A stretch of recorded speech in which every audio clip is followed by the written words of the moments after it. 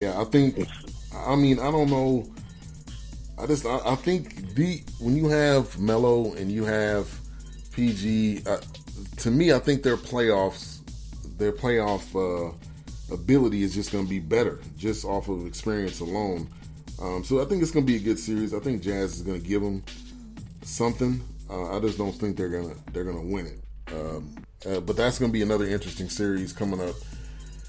Well, we are out of time. We will definitely be talking about this on the next show. We got a couple more series that'll be going on today and tomorrow. But appreciate you as always for coming on.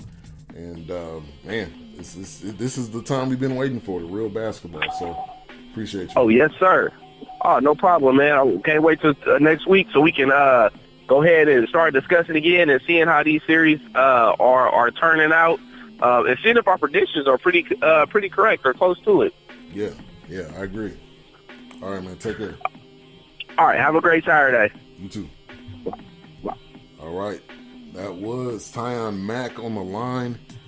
We always love getting him on the show. And also today, featuring beats by Farro, Jarro Music. Shout out to Jelani. He said, what up? What have we discussed so far? We talked about the Dez situation. We will be talking about that again later on in the show. I had an interview with Terrance Bennett. But next up, we played a song at the beginning of the show. It was by Elise Amara, and it was a song called Fool for You. So she's going to be coming on the show, talking to her about her EP Soul Haven, which you can get it wherever music is sold. But she will be calling in here in just a moment. But yeah, we definitely have, I think, some great matchups. Definitely have some great matchups, especially in the West. Just the closeness between these teams was just crazy. They was so close that it's hard to really pick either one of these teams besides the top two. Of course, you have the Rockets and you have the Warriors, but it seemed like everybody else below that was crazy. Clutch Talk Sports says JaVale McGee is playing inspired basketball right now for the Warriors. Yeah, he got the start, as well as with Iguodala got the start. Warriors up 24-14. Man, Quinn Cook, that was a huge signing. Them getting him off of the G League. So we got our next guest up on the line. We have Elise Amara. How's it going? Hi, good. Yes, thank you for calling in. You're live on the BS3 Sports Show. Like I mentioned earlier, we played one song from her EP, Soul Haven, which you can get wherever music is sold. But I appreciate you for taking time out of your Saturday to come on the show. No problem. Thanks for having me. Definitely. So I wanted to get you on the show because I enjoyed the EP, the songs, the soulfulness about it, and I think that's missing in a lot of music right now. But I wanted to ask you, what is Soul Haven about? What is the EP about, and what do you want the listener to know about the EP?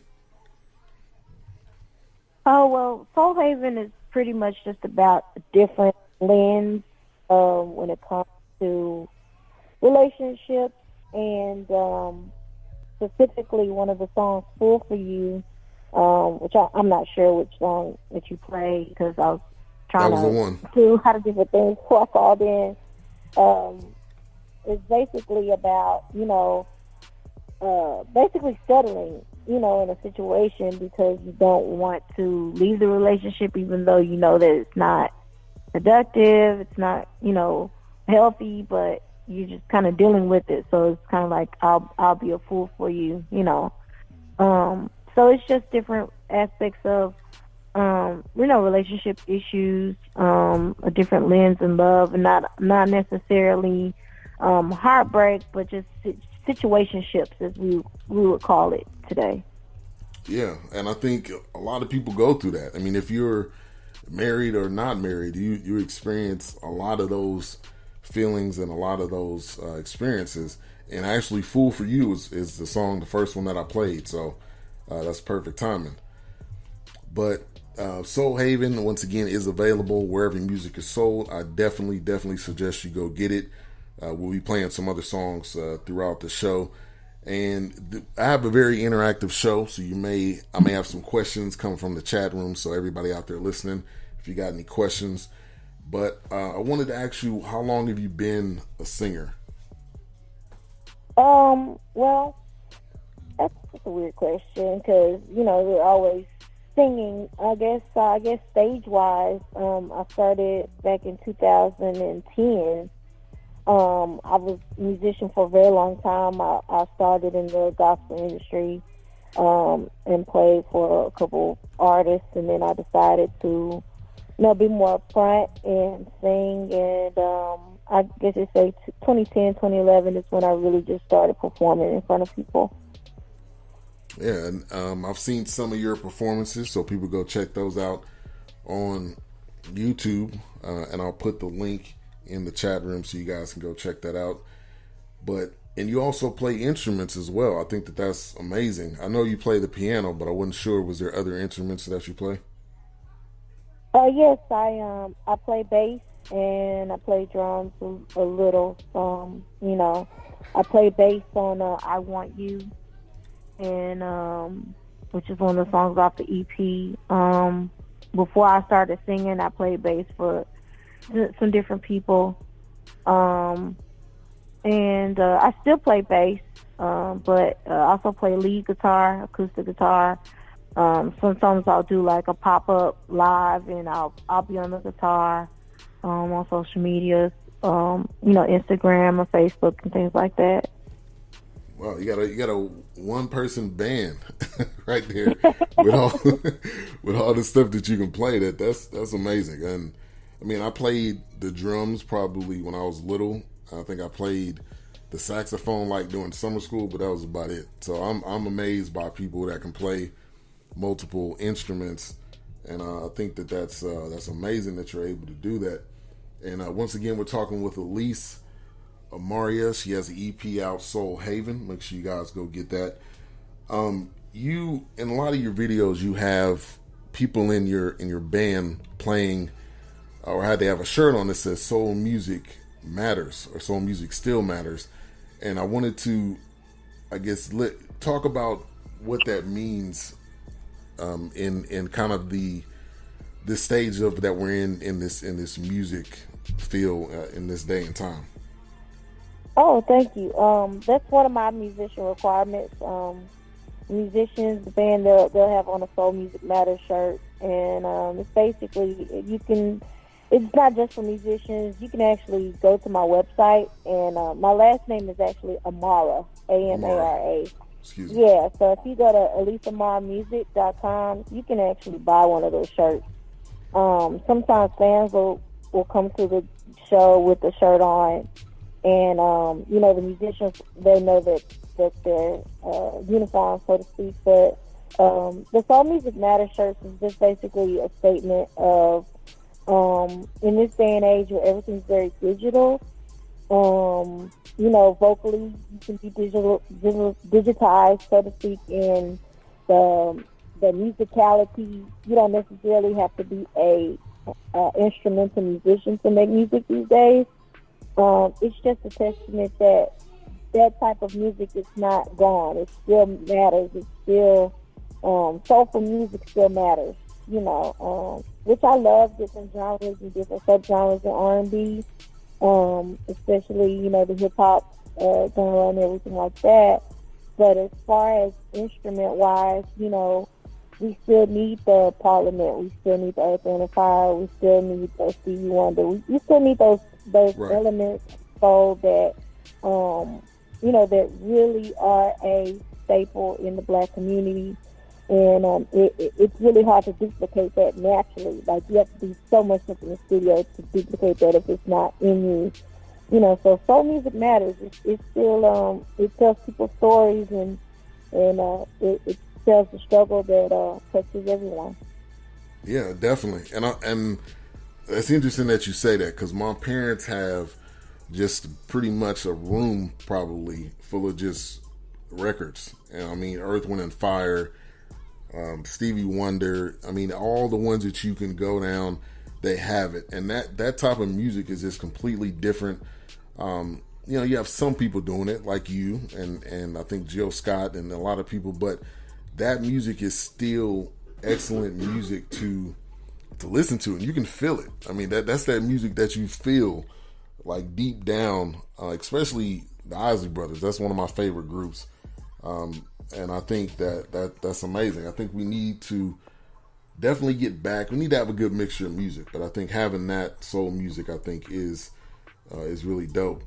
So I wanted to ask you this: do you think soul music is fading, or do you think it's still there, but maybe people just aren't gravitating towards it or listening to it?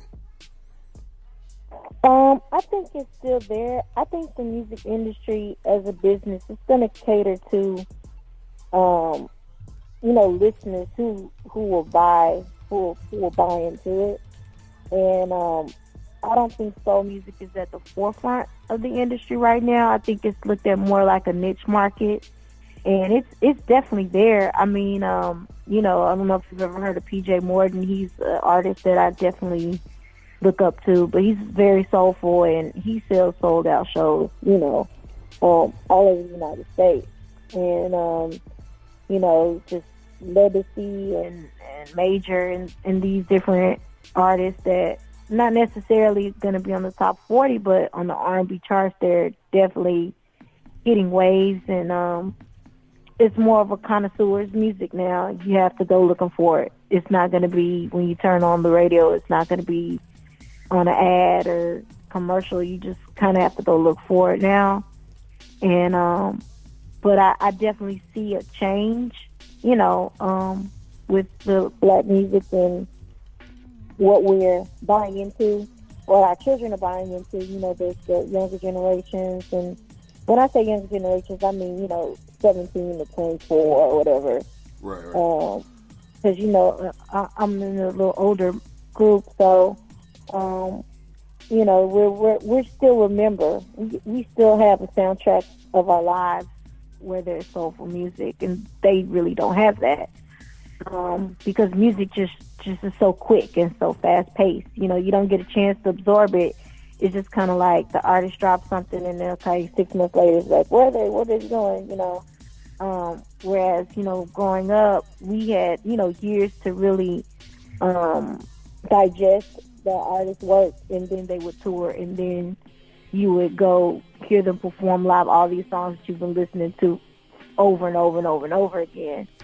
So it's just a change in socially what's expected with artists.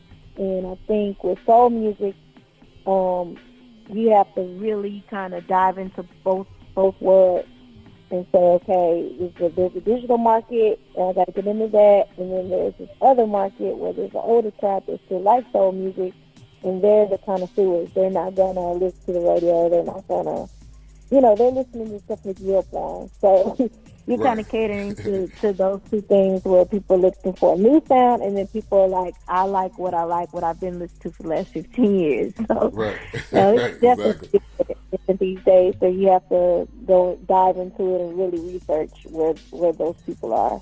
Right, exactly. And we have Elise Amara on the line here. She's got an EP out called Soul Haven. Hopefully I said that right. I've been practicing after we talked earlier this week. Still got it wrong. But anyway, she is on the show here. Go get the EP Soul Haven. We do have a question in the chat room from Miss Mocabella. She says, what musician inspired you to do music? Or maybe musicians. It's more than one. Actually, I've always been inspired by Motown artists. My parents were baby boomers, so Motown is very prominent in our home. But growing up in church, I would say it were church musicians that inspired me the most, and being able to see different women in the local area actually have an instrument and just really kill the instrument.